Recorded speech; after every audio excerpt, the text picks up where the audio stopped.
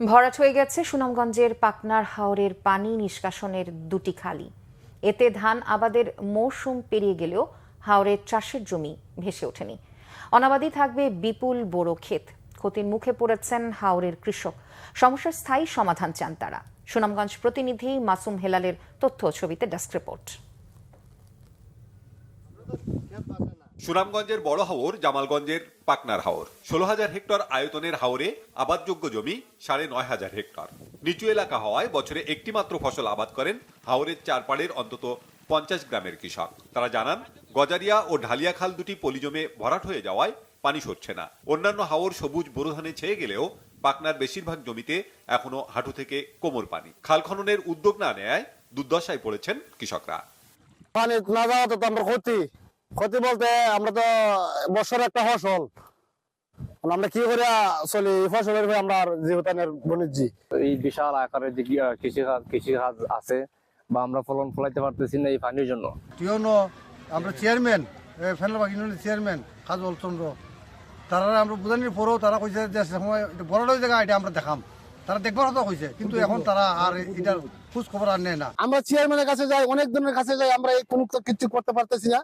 কিন্তু এই খননটা আমরা যেভাবে হোক সরকারের কাছে আমাদের দাবি, এই খননটা করতেই হবে। এই সরকারের কাছে জোরদার দাবি করছি এটা যেন সঠিক সময়ে সঠিকভাবে খনন করা হয়। এবার ধান আবাদের আশা ছেড়ে দিয়েছেন হাওরের কৃষক। তারা বলছেন, মৌসুমের শুরুতে পানি নিষ্কাশনের উদ্যোগ নিলে এই পরিস্থিতি হতো না। গত বছর এখানে কিছু কাজ হয়েছিল, কিন্তু এখানে আসলে কাজ হয় নাই, শুধু কাজের নামে হরি লুটপাট হয়েছে। আর এই খালটা যদি আপনার খনন করা না হয়, এই বছর যদি খনন করা না হয়, তাহলে আগামী বছর এই পাকনার হাওর বিস্তৃত যে 50 থেকে 60টি গ্রাম, এই 50-60টি গ্রামের সকল কৃষকরা একবারে মাঠে মারা যাবে। পাকনার হাওরের অর্ধেকের বেশি জমি অনাবাদি থাকার শঙ্কার মধ্যেও 11টি প্রকল্প বাস্তবায়ন কমিটির মাধ্যমে 2 কোটি 16 লাখ টাকা ব্যয়ে ফসল রক্ষা বাঁধ নির্মাণ করছে পানি উন্নয়ন বোর্ড। যেহেতু খালগুলো অনেক বড়, এগুলো অল্প সময়ে স্বল্প খরচে করার কোনোভাবেই সম্ভব না। তো আমাদের একটা রেজিং প্রকল্প, কিছুদিন আগে একটা রেজিং প্রকল্প আছে। এখানে প্রায় পাকনার হাওর সহ জামালগঞ্জ উপজেলা 18টি খাল অন্তর্ভুক্ত করা আছে।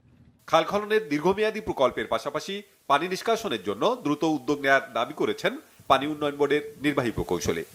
এবছর আমরা এটাকে খনন করে যাতে আগামী বছর কোনো নিষ্কাশন সমস্যা না হয় সেটা ব্যবস্থা করবো। পাশাপাশি এখানে পাকনা হাওর আর একটা খাল খনন আছে, সেই খাল দিয়ে অলরেডি পানি বের হচ্ছে। ইতিমধ্যে উপজেলা প্রশাসন সেখান থেকে খালটাকে খনন করে পানিকে নিষ্কাশন ব্যবস্থা উন্নতি করেছে। ক্ষতি কাটিয়ে টিকে থাকার সংগ্রামে সরকারকে পাশে চায় হাওর পাড়ের 50 গ্রামের কৃষক। Bangla vision news desk.